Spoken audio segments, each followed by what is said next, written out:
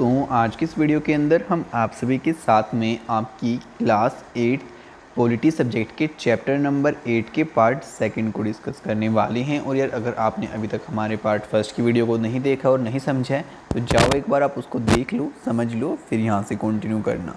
तो यार आज हम कंटिन्यू करने वाले हैं यहाँ से लॉज फॉर द मार्जिनलाइज्ड से, ठीक है। और इससे पहले वाले आपका जो भी कुछ था मैं आपको ऑलरेडी एक्सप्लेन कर चुका हूँ हमारे पार्ट 1 के अंदर।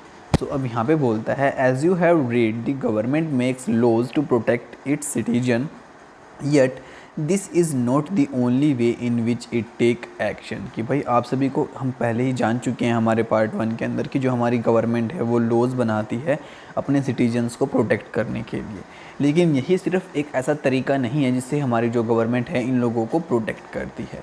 There are specific laws and policies for the marginalized in our country. कि भाई कुछ ऐसे स्पेसिफिक लॉज भी बनाए जाते हैं, कुछ ऐसी पॉलिसीज़ भी बनाई जाती हैं जो कि स्पेशली हमारे जो मार्जिनलाइज्ड हैं कंट्री के अंदर उन्हीं लोगों के लिए होती हैं। देयर आर पॉलिसीज़ और schemes that emerge through other means like setting up a committee और by undertaking a survey etcetera. अब यहाँ पे बताता है कि भाई बहुत सारी हमारी ऐसी पॉलिसीज़ और स्कीम्स होती हैं तब हम लागू करते हैं जब हम कोई यहाँ पे सर्वे करते हैं किसी एरिया का किसी कमेटी के द्वारा और हम पाते हैं कि भाई वहाँ पे ये सुविधा नहीं है, तो उसको हम पॉलिसी के द्वारा या फिर किसी स्कीम के द्वारा उन लोगों को प्रोवाइड करने की कोशिश करते हैं, ठीक है। फिर बोलता है the government then makes an effort to promote such policies in order to give opportunities to specific groups. अब यहाँ पे बताता है आपको कि चल के कि भाई जो हमारी गवर्नमेंट होती है फिर कुछ एफर्ट्स लगाती है उन पॉलिसीज़ को प्रमोट करने की और उन लोगों तक उस पॉलिसी की सारी जानकारी पहुँचाने की, जिससे कि वो लोग उस ग्रोथ का यहाँ पे हेल्प ले पाएँ और उसकी हेल्प से वो और ज़्यादा ग्रोथ यहाँ पे ले पाएँ अपनी लाइफ के अंदर, ठीक है। तो चलो यार अब हम आगे प्रोसीड करते हैं और आपको बताते हैं प्रमोटिंग सोशल जस्टिस के बारे में। अब यहाँ पे कहता है as a part of their effort to implement the constitution both state and central government create specific schemes for implementation in the tribal areas और in the areas that have a high Dalit population. For example the government provide for a free और subsidised hostels for students of Dalit and Adivasi communities so that they can avail of the education facilities that may not be available in their localities। अब देखो यार यहाँ पे आप सभी को बात समझाने की कोशिश करता है और बताता है कि भाई देखो जो हमारी गवर्नमेंट है हमारे संविधान को लागू करने के लिए सेंट्रल लेवल पे भी काम करती है और स्टेट लेवल पे भी काम करती है और दोनों गवर्नमेंट्स मिल के काम करती हैं। अब जैसे अगर हम आपको दलित का यहाँ पे एग्जाम्पल लेके बताएं आपकी जो पॉपुलेशन है, अब यार जो गवर्नमेंट होती है आप सभी को पता है उन लोगों को फ्री हॉस्टल्स प्रोवाइड कराती हैं जहाँ पे वो पढ़ने के लिए जाती हैं। और वो फ्री हॉस्टल्स उनको इसलिए प्रोवाइड कराए जाते हैं क्योंकि जहाँ पे वो लोग रहते हैं वहाँ पे उतने हाई लेवल की एजुकेशन नहीं होती, तो जहाँ पे वो लोग जाके अब स्टडी करेंगे तो वहाँ पे उनके पास अगर फ्री हॉस्टल्स होंगे तो उनकी जो फीस है थोड़ी कम होगी और वो वहाँ पे जाना प्रेफर करेंगे। अगर वहाँ की जो प्राइस होंगे थोड़े हाई होंगे तो वो लोग वहाँ पे स्टडी प्रेफर नहीं कर पाएंगे। तो ऐसी कुछ स्कीम्स हमारी गवर्नमेंट बनाती है, कुछ पॉलिसीज़ हमारी गवर्नमेंट बनाती है जिससे कि यार जो शिक्षा हम लोग ग्रहण करते हैं वो शिक्षा वो लोग भी ग्रहण कर पाएँ, ठीक है। तो बेसिकली अब तक आपको ये सारी बातें यहाँ पे समझाने की कोशिश कर रहे हैं और आप सभी को पता है कि हमारा जो न्याय है वो तभी होगा जब दोनों पार्टीज बराबर होंगी। ये नहीं कि ये पार्टी तो नीची है ये पार्टी ज़्यादा ऊँची है तो हमारा फिर वहाँ पर आप सभी को पता है जो न्याय सिस्टम होता है उसके अंदर गड़बड़ आ जाती है। फिर अब आगे बोलता है in addition to providing certain facilities the government also operate through laws to ensure that concrete steps are taken to end inequality in this system. One such law policy is the reservation policies that today is both significant and highly contentious। अब यहाँ पे आप सभी को बताते हैं कि भाई जो हमारी गवर्नमेंट है वो यार इन सभी बातों को इम्प्लीमेंट करने के लिए इन कुछ फैसिलिटीज़ को प्रोवाइड करने के लिए वो कुछ ऐसे लॉज भी बना देती है सारी इनइक्वालिटी को ख़त्म करने के लिए जो भी हमारे समाज के अंदर है। अब उसी पॉलिसी में से आपकी एक पॉलिसी निकल के आती है आपकी रिजर्वेशन की, जो कि आप सभी को पता है कि जब हम किसी गवर्नमेंट जॉब के अंदर अप्लाई करते हैं या फिर हम जब किसी बड़े कॉलेज में प्लेसमेंट के लिए अपना अप्लाई करते हैं कोई टेस्ट वगैरह देते हैं तो वहाँ पे अक्सर हमें यहाँ पे रिजर्वेशन देखने को मिलती है। आपकी जो एससी कास्ट होती है और आपकी एसटी कास्ट होती है आप सभी को पता होगा। तो यहाँ पे जो हमारी गवर्नमेंट होती है ना बेसिकली उन सभी के लिए यहाँ पे सीटों को इसलिए बचा के रखती है ताकि यार यहाँ पे जो इनइक्वालिटी है वो ख़त्म हो सके और उन लोगों को भी बढ़ावा मिल सके, ठीक है। बाकी चलो अब हम आपको आगे बढ़ के बताते हैं। कहते हैं the laws which reserve seats in education and government employment for the Dalit and Adivasi are based on an important argument that in a society like ours where for centuries section of the population have been denied opportunity to learn to work in order to develop new skills or vocations, a democratic government needs to step in and assist this section। अब यहाँ पे आप सभी को बताता है कि यहाँ पे एक टर्म रखी जाती है कि भाई ये आपकी ऐसी पॉपुलेशन है जो कि आपके दलित लोग हो गए, आदिवासी हो गए, जिन्होंने बहुत सालों से मतलब कि उनको किसी जो पढ़ने की संस्थाएं होती हैं उनके अंदर उनको एडमिशन नहीं मिलता था, साथ ही उनको जॉब भी नहीं मिलती थी, जो हमारी अच्छी वाली जॉब होती थी वो सारी। तो इसलिए जो हमारी गवर्नमेंट है अब उनको यहाँ पे रिजर्वेशन प्रोवाइड कराते हैं, जिसकी हेल्प से हो क्या पाता है कि बेसिकली उन लोगों को भी आगे बढ़ावा मिल पाता है और उनकी भी जो एजुकेशन स्किल्स होती हैं, वोकेशनल स्किल्स होती हैं, और वो जॉब करके हमारे देश को भी आगे लेके जा सकती हैं। तो इसलिए उन सभी के लिए यहाँ पर रिजर्वेशन प्रोवाइड कराई जाती है ताकि यार इस सोसाइटी के सेक्शन को भी यहाँ पर मौका मिल पाए, ताकि ये लोग भी अपने आप को पिछड़ा हुआ महसूस ना करें। ठीक है, जैसे कि हमारी बाकी सोसाइटी आगे बढ़ रही है तो ये लोग भी साथ में ग्रोथ कर पाएँ। फिर बताते हैं how does the reservation policy work. तो जो हमारी अब रिजर्वेशन पॉलिसी है वो किस तरीके से काम करती है। चलो यार ये भी एक इम्पोर्टेंट बात है, इसको भी आपको समझाते हैं, तो हर एक वर्ड को आप ध्यान से सुनना। अब बताता है कि government across India have their own list of schedule caste, schedule tribes and backward and the most backward caste. कि भाई जो हमारी गवर्नमेंट्स है ना इंडिया के अंदर, अलग अलग गवर्नमेंट है, उन सभी गवर्नमेंट के पास लिस्ट है कि भाई कौन सी कास्ट हमारी स्टेट के अंदर यहाँ पे हम शेड्यूल कास्ट के अंदर रखेंगे, शेड्यूल ट्राइब के अंदर रखेंगे, किसको हम बैकवर्ड क्लास में रखेंगे और किसको हम मोस्ट बैकवर्ड क्लास के अंदर रखेंगे। ठीक है, फिर बोलते हैं the central government too has its list. इसी तरीके से जो आपकी सेंट्रल गवर्नमेंट है उसके पास भी लिस्ट है। ठीक है, अब बताते हैं कि student applying to educational institutions and those applying for the post in government are expected to furnish proof of their caste or tribe status in the form of caste and the tribe certificate। अब यहाँ पे बताते हैं कि भाई इसी तरीके से अब जो भी कोई चाहता है कि भाई उसको इसका फ़ायदा मिले रिजर्वेशन का, उसको अपना एक कास्ट सर्टिफिकेट बनवाना होता है और उसी के बेस पे वो देखते हैं कि भाई ये कास्ट हमारी लिस्ट के अंदर है या फिर नहीं है। अगर वो किसी ट्राइब से बिलोंग करता है तो उसको उसका सर्टिफिकेट बनवाना होता है। ठीक है, मे भी सारी बातें आपके माइंड में क्लियर हो रही होंगी, कुछ क्लियर नहीं हो रहा तो एक बार थोड़ा सा यार वीडियो को बैक कर लो, अगेन से सुन लो। मैं इतना ज़्यादा स्पीडली भी नहीं बोल रहा और उसी के साथ मैं आपको कोशिश कर रहा हूँ सारी बातें क्लियर हो पाए माइंड के अंदर। ठीक है, अब इसके अंदर कुछ पिक्चर बनाने जैसा है नहीं, वरना आपको मैं पिक्चराइज करा के समझाता जो कि आपके माइंड में अच्छे से स्टिक होता। ठीक है, अब यहाँ पे बताते हैं कि many government and education institutions also ask for candidate to mention their caste tribe status. कि भाई बहुत सारे आपके ऐसे एजुकेशन इंस्टीट्यूट्स भी होते हैं जो कि कैंडिडेट्स को बोलते हैं कि भाई जो आपका कास्ट और ट्राइब स्टेटस है आप उसको भी मेंशन करिए। ठीक है, if a particular Dalit caste और a certain tribe is on the government list then a candidate from the caste और tribe can avail the benefit of the reservation. अब जो हमारी गवर्नमेंट के पास कास्ट की लिस्ट है, अगर वो कैंडिडेट उसी कास्ट से मिलता है तो जो वो कैंडिडेट है वो रिजर्वेशन का फ़ायदा उठा सकता है। ठीक है जी, फिर आगे बोलते हैं।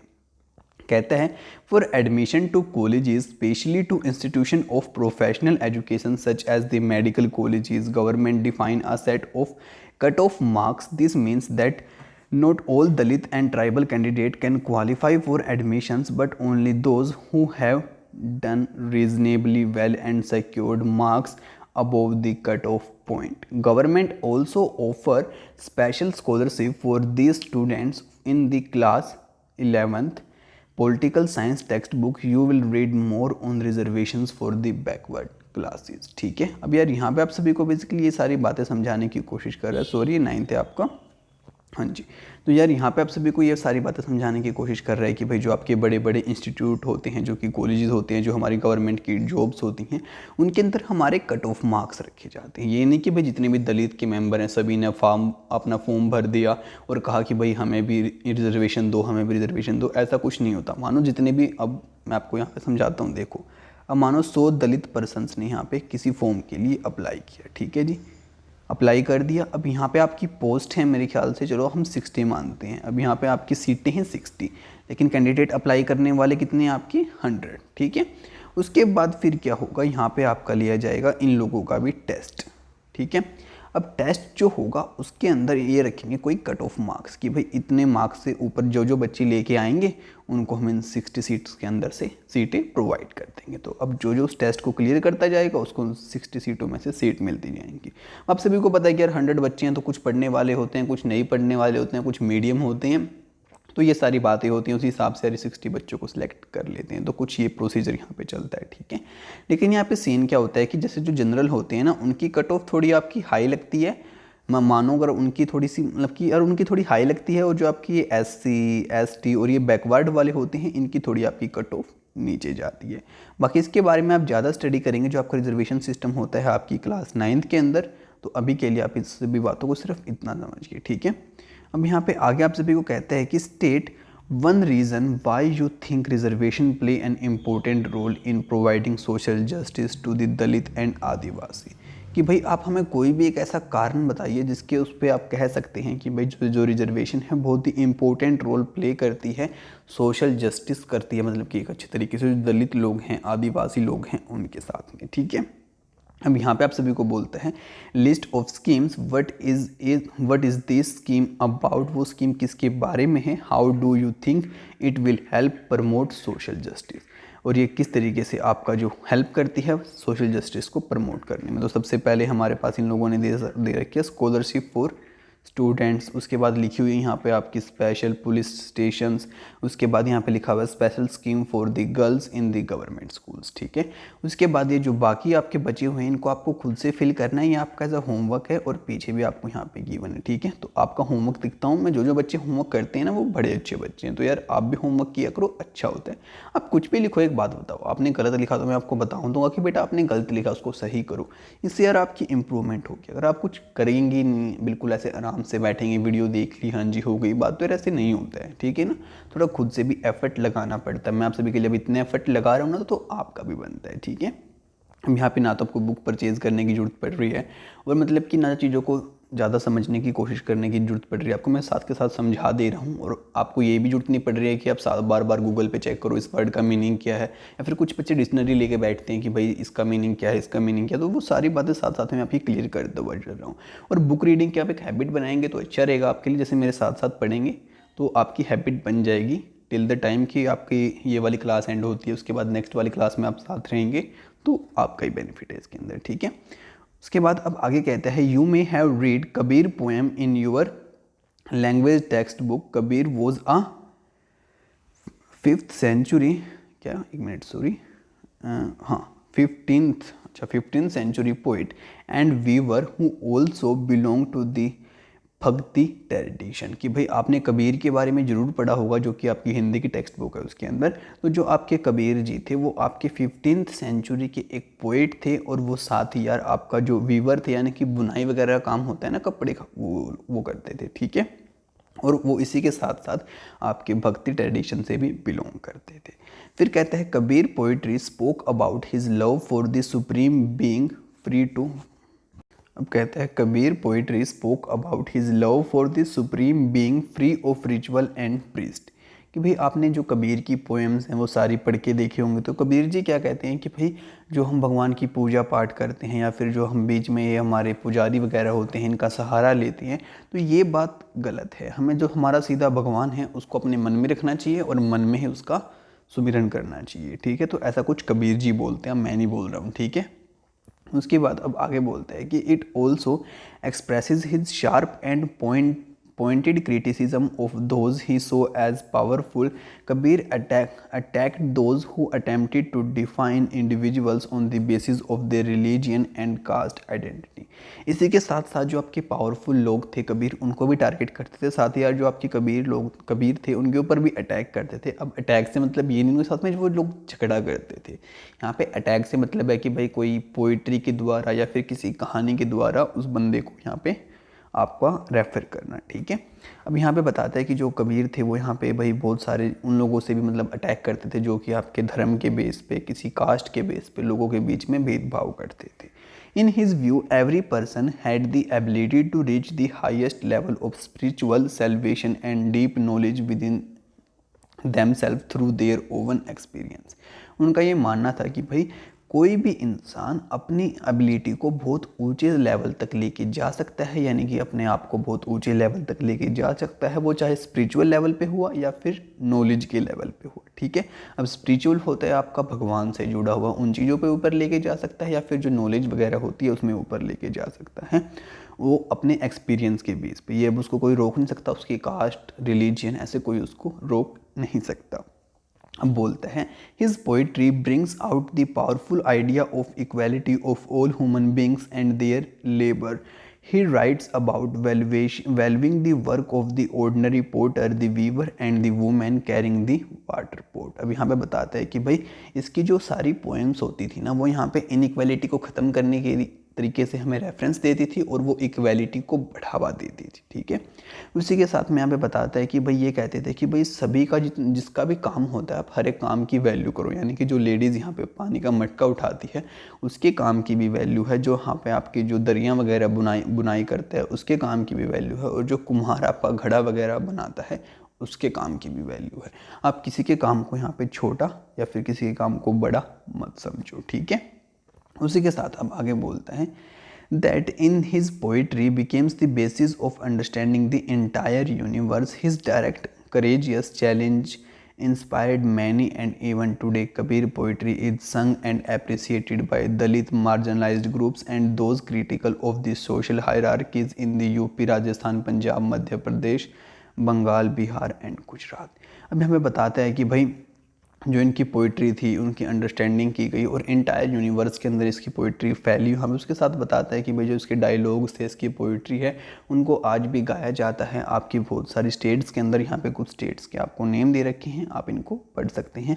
और जो दलित होते हैं, आपके मार्जिनलाइज्ड ग्रुप्स होते हैं, वो अक्सर इसकी पोइट्री को यहाँ पे गाते हैं, ठीक है। उसी के बाद अब हमारा नेक्स्ट टॉपिक यहाँ पे आता है जो कि कहता है आपको protecting the rights of Dalits and Adivasis, की भाई जो आपके दलित लोग हैं और आदिवासी लोग हैं उनकी राइट्स को प्रोटेक्ट करना। अब यहाँ पे बोलता है in addition to policies our country also has specific laws that guard against the discrimination and exploitation of the marginalized communities, कि भाई आपकी जो पॉलिसीज़ बनाते हैं, आपकी जो यहाँ पे स्कीम्स आती हैं, इन दोनों के अलावा भी हमारी कंट्री के अंदर कुछ ऐसे लॉज बना रखे हैं, स्पेसिफिक लॉज, जो कि यहाँ पे जो हमारे बीच में भेदभाव होता है, इनके जो आपके मार्जिनलाइज्ड ग्रुप होते हैं इनके बीच में और हमारे बीच में, और जो आपकी एक्सप्लॉयटेशन होती है इन सभी कम्युनिटीज़ के साथ में, उस सभी से इनको बचाने के लिए। Let us read the following case study and adapted from a real life account to understand लो how Dalit use the protection that laws provide. अब यहाँ पे चलो हम आपको एक प्रैक्टिकल केस स्टडी लेके समझाएंगे इस बात को कि जो दलित लोग होते हैं कैसे अपने जो उनके लिए लॉज बनाए गए हैं उनका यूज़ करते हैं अपने आप को बचाने के लिए, ठीक है। अब यहाँ पे कह रहा है the villager of Jakmalgur are gearing up for a big festival. Once in 5 years, the local deity is honored and priests from 20 neighboring villages come for this 5-day event. अब यार यहाँ पे आप सभी को बताता है कि भाई जो आपके विलेजर्स थे जकमालगुर के, वो सभी यहाँ पे इकट्ठा हो रहे थे एक बहुत बड़े त्यौहार को मनाने के लिए, जो कि एक बार 5 साल में मनाया जाता है। तो वहाँ का जो आपका लोकल डाइटी था उसकी सभी पूजा करने के लिए तैयार हो रहे थे, इकट्ठे हो रहे थे। और जो वहाँ पे आपके साधु होते हैं, जो आपके पंडित वगैरह होते हैं, प्रीस्ट, वो भी बहुत सारे वहाँ पे आए हुए थे आपके आसपास के गांव से, और वो आपका 5 दिन का एक बहुत ही बड़ा इवेंट होने वाला था।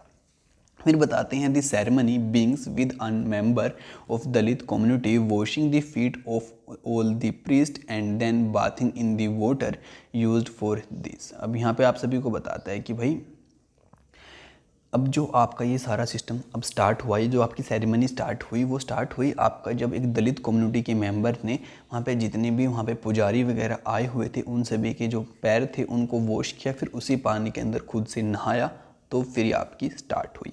फिर बताते हैं in Jakmalgur the person who perform this task belong to the Ratnam family, और जिसने ये काम किया वो आपका बिलोंग करता था रत्नाम फैमिली से। His father and grandfather had both perform the same task before him, और इससे पहले इसके जो पिताजी रहे थे, इसके जो दादाजी रहे थे, वो सभी भी यही काम करते थे।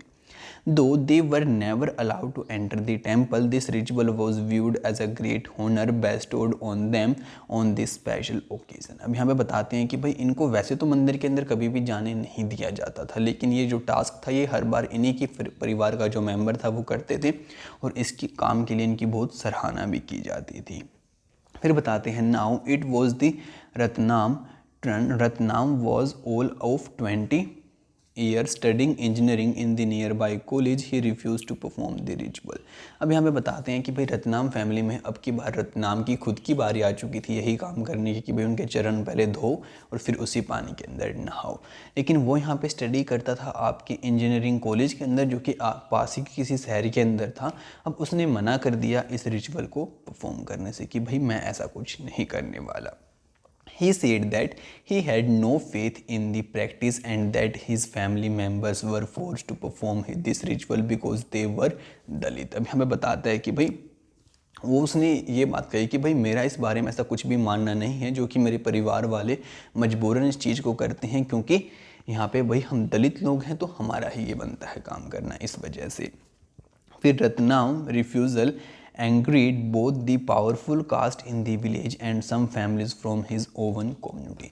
जब रत्नाम ने इस बात को मना कर दिया कि भाई मैं ऐसा नहीं करूँगा, तो इस वजह से जो यार बहुत पावरफुल कास्ट के लोग थे वो सभी उसके ऊपर एंग्री हो गए, साथ में जो उसकी खुद की कम्युनिटी के लोग थे वो भी उससे एंग्री हो गए कुछ। फिर बताते हैं the powerful caste were shocked that such a young boy and had the guts to refuse. They believe that it was Ratnam education which allow him to imagine that he could start comparing himself with them. फिर सभी मतलब कि जो बड़ी cast के लोग थे वो ब्लेम करने लगे कि भाई जो इतना यंग लड़का है कैसे इस बात को मना कर सकता है इतने अच्छे काम को। उसी के साथ उन्होंने ये भी कहा कि भाई जो ये एजुकेशन ले रहा है यानी कि जो ये पढ़ रहा है ज़रूर इसी की वजह से इसके माइंड में ऐसी बातें आना स्टार्ट हुई हैं जिस वजह से ये हमको अपने आप को हमारे बराबर समझने लगा है। Those from the Ratnam own caste were fearful of angering the powerful. Many worked on their field as the daily wage laborers. If the dominant caste decide to not call them, then what would they earn? How would they survive? अब यहाँ पे आप सभी को बताता है कि भाई ये इस बात से मना करने के बाद जब रत्नाम ने इसको मना कर दिया तो जो रत्नाम की खुद के कास्ट के लोग थे वो भी बहुत परेशान हो गए और उनको भी डर लगने लगा कि इस बात के कि अगर भाई पावरफुल लोग जिनके खेतों में हम काम करते हैं वो हमें मना कर देंगे यहाँ पे काम करने से, तो हम यहाँ पे कैसे काम कर पाएंगे और जो हम डेली यहाँ पे कमाई करते हैं वो कैसे कर पाएंगे, जो हमारी अर्निंग होती है वो कैसे हो पाएगी, अगर हमारी अर्निंग नहीं होगी तो हम सर्वाइव कैसे करेंगे। They also declared that the warmth of the local deity would strike them if they refused to give in. Ratnam argued that given that not a single Dalit had ever entered the temple, how could the deity be angry with them? कि भाई कुछ लोगों का ये मानना था कि भाई अगर मतलब कि जो दलित लोग हैं वो अब ऐसा नहीं करेंगे तो जो वहाँ पे जो भगवान है मंदिर के अंदर वो उनके ऊपर गुस्सा हो सकता है। लेकिन तभी रत्नाम ने उनको यहाँ पे एक बात कही और कहा कि जब हम लोग आज तक मंदिर के अंदर गए ही नहीं तो जो भगवान जी हैं वो हमारे ऊपर गुस्सा कैसे कर सकते हैं। फिर बताते हैं the powerful caste decide to teach Ratnam a lesson. तभी यहाँ पे जो आपकी पावरफुल क्लास थी वो सोचते हैं कि भाई अब हम रत्नाम को एक पाठ पढ़ाएंगे। His community was ordered to ostracism and his family and everyone was told that no one should speak or do any work for them or with them। अब यहाँ पे फिर क्या कर दिया, जो आपकी पावरफुल क्लास के लोग थे उन्होंने सभी परिवारों को कह दिया कि भाई इनके परिवार से ना तो कोई बात करेगा, ना ही कोई इनका काम करेगा और ना ही कोई इनको अपने खेतों में या फिर कहीं भी काम कराएगा और किसी भी प्रकार की इनकी कोई भी हेल्प नहीं करेगा। One night some men entered their part of the village and set his hut on fire। कुछ दिनों के बाद कुछ लोग वहाँ पे आए और जिस घर के अंदर वो रहते थे उसकी मतलब कि वो एक हट थी तो उसके ऊपर उन लोगों ने आग लगा दी। ठीक है। He managed to escape with his mother Ratnam, then went to file a case in the local police station under the Scheduled Caste and the Scheduled Tribe Act 1989। अब यहाँ पे आप सभी को बताता है कि भाई उसके बाद जब उनके घर के ऊपर आग लगा दी तो जो पास का पुलिस स्टेशन था रत्नाम वहाँ पे पहुँचा अपनी मम्मी के साथ में मुश्किल से बचा के फिर उसने यहाँ पे एक केस फाइल किया जो शेड्यूल कास्ट और शेड्यूल ट्राइब का एक्ट है उसके तहत, जिसका नाम है आपका प्रिवेंशन ऑफ एट्रोसिटीज़, और ये आपका 1989 के अंदर लाया गया था। ठीक है। अब यहाँ पे आगे आप सभी को बताता है कि other Dalit families still did not come out in his support and they were scared that a similar fate might await them if they spoke out। अब यहाँ पे बताता है कि जो बाकी दलित परिवार थे कोई भी उसकी हेल्प करने के लिए नहीं आए, क्योंकि सभी को ये लग रहा था कि भाई अगर हम इसकी हेल्प करेंगे तो क्या पता कल को हमारे साथ भी ऐसा ही ना हो जाए। The caste was picked up by the local media The case was picked up by the local media that led to many journalists visit the village। अब यहाँ पे आप सभी को बताता है, अब यहाँ पे आप सभी को बताना चाहता है कि फिर आगे चल के जो आपके और भी जर्नलिस्ट थे, रिपोर्टर्स थे, वो सभी ने उसको अप्रोच किया, उस केस को फिर मीडिया के अंदर आप सभी को पता है लाया गया। फिर इन सभी बातों से आगे चल के जो आपका केस था, मतलब कि जो वहाँ पे वो लोग काम करते थे पैर वगैरह धोने का, फिर उसी के अंदर नहाने का, वो रिचुअल तो आपका बंद हो गया। लेकिन जो आपके पावरफुल कास्ट के लोग थे उन सभी ने वो चीज़ अभी भी जारी रखी कि भाई इनकी कोई हेल्प नहीं करेगा, इनके साथ कोई बोलेगा नहीं गांव के अंदर। इस वजह से यार उसके परिवार को वहाँ से मूव तो करना पड़ा, लेकिन एंड में यार उनके साथ में जो ये मतलब कि वॉयलेंस का काम था ये थोड़ा बंद हो गया। अब यहाँ पे आपसे पूछते हैं कि भाई आपके ओपिनियन में आपको क्या लगता है कि यहाँ पे क्या उसकी फंडामेंटल राइट्स हैम्पर हो रही थी या फिर नहीं हो रही थी। उसी के साथ में जो बाकी दलित फैमिलीज़ थी वो यहाँ पे रिच क्लास से इतना ज़्यादा क्यों डर रही थी, इस बारे में आपका क्या कहना है। तो अगर आप एक बार खुद से इसकी रीडिंग लेके देखना, अब यहाँ पे नीचे की मैंने कुछ लाइनें आपके लिए रीड नहीं की हैं, तो इनको खुद से पढ़ के देखना, ठीक है। मैंने समझा दिया बाकी आप सभी को, तो आप रिलेट कर लेंगे, इससे आपकी खुद की थिंकिंग भी डेवलप होगी, ठीक है। उसी के साथ में अब यार यहाँ पे आपका जो वो एक्ट था बेसिकली जिसके बिहाफ पे इसने यहाँ पे केस फाइल किया पुलिस स्टेशन के अंदर, वो एक्ट क्या था आपका, उसके बारे में क्या कुछ बातें थी। तो चलो एक बार आपको मैं उसको भी एक्सप्लेन करता हूँ, ठीक है। उसी के साथ में हमारी वीडियो को फिर वाइंड अप करेंगे, ओके। काम करते हैं यार, इस वाले को आप यहाँ से लेके 1 मिनट वीडियो को पॉज करके पहले यहाँ तक एक बार रीड करना खुद से। अब मैं आपको उसको एक्सप्लेन करता हूँ, अगर कोई वर्ड आपको समझ में नहीं आ रहा तो मेरे को कमेंट कर सकते हैं, मैं आपको नेक्स्ट वाले पार्ट के अंदर बता दूंगा, लेकिन एक बार आप इसको खुद से रीड करना है मेरे को, साथ साथ में आपकी भी तो रीडिंग स्किल्स इंप्रूव करनी है ना। तो एक बार देख लो, वीडियो को पॉज कर लो, रीड कर लो।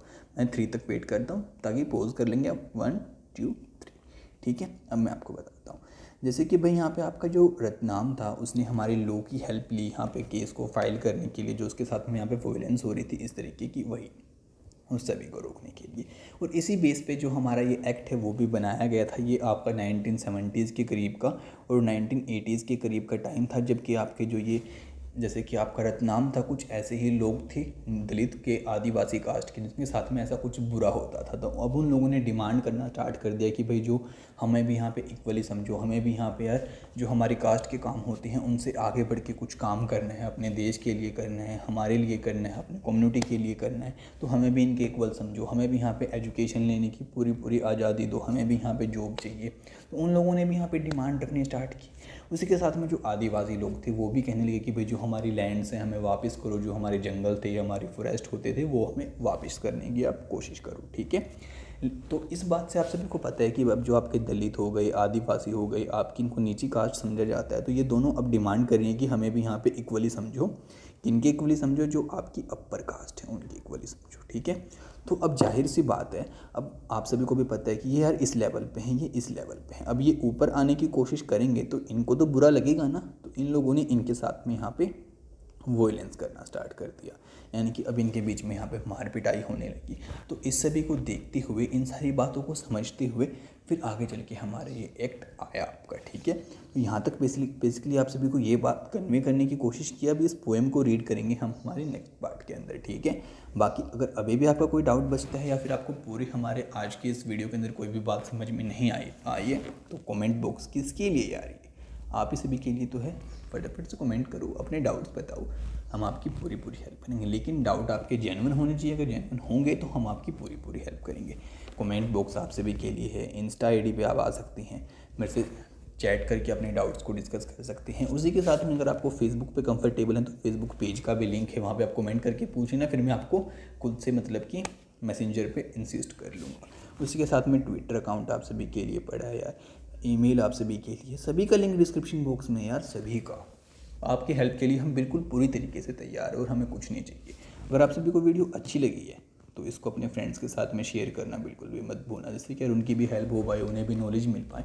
और इससे आगे हम कुछ नहीं चाहते हैं, हमें बस यही चीज़ें। वीडियो अच्छी लगी तो आप इसको लाइक कर सकते हैं, ये आपकी मर्जी है, आपको करना है कीजिए, नहीं करना मत कीजिए। लेकिन नेक्स्ट वीडियो को सबसे पहले देखने के लिए चैनल को सब्सक्राइब करके आपको एक घंटी का बटन दिखाई देगा, उसको ऑल पे सेट कर लेना, ठीक है।